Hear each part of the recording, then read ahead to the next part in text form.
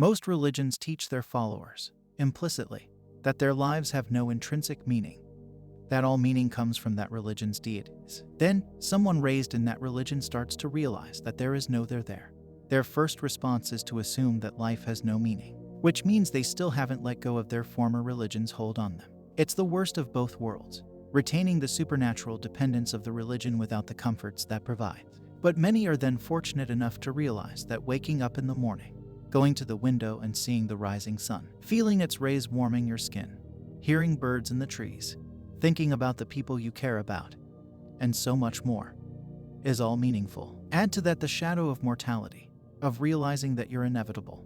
Eventual death will completely erase the you that for all eternity doesn't make your life meaningless, but instead just the opposite, infinitely precious to you. Every moment of it, the little moments as well as the big ones and everything in between. You start to realize how infinitely lucky you were to be born, to have lived this long, to have known what it's like to be alive, to be able to choose to care, to be able to love, to make yourself useful to others. You stop looking for meaning outside yourself.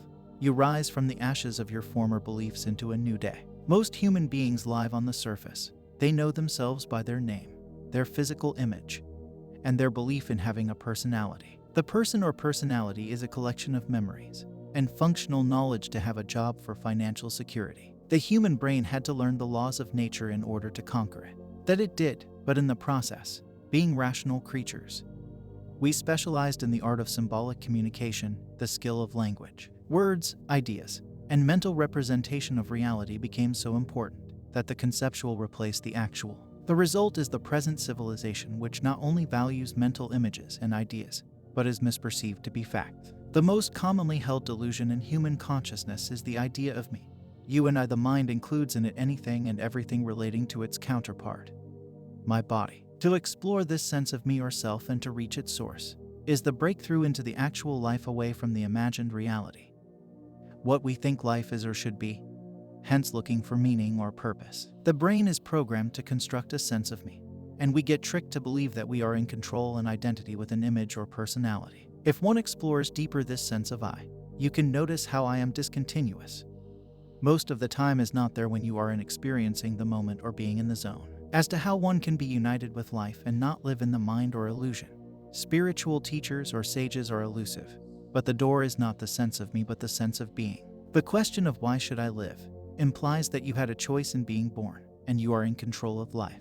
Before believing any thoughts, find out who or what this I or self is. Can I decide what to feel or what not to think?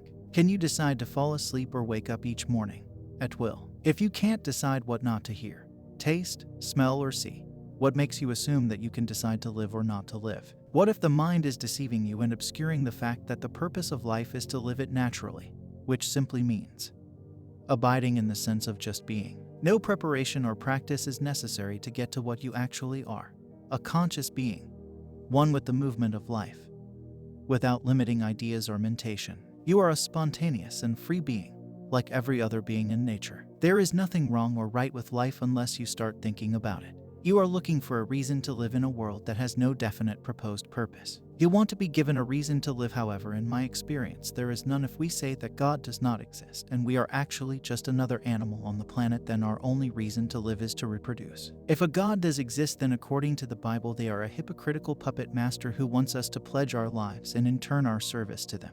What kind of life is lived serving someone else? If reincarnation exists, it doesn't matter if you choose to live or not, you will constantly be thrust into the world life after life. Buddhism sounds great, you get to find peace and ascend. However, it is a lost cause because true peace is only found in death.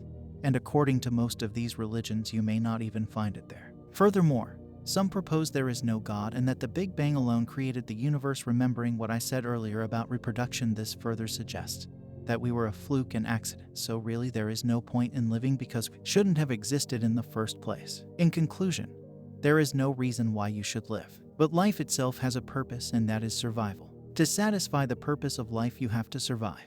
You have to live. At some point, everything will go stable for you. Either you get complacent and slack off, or you get to work in order to survive. And who told you that life has no purpose? That's because you didn't do the search.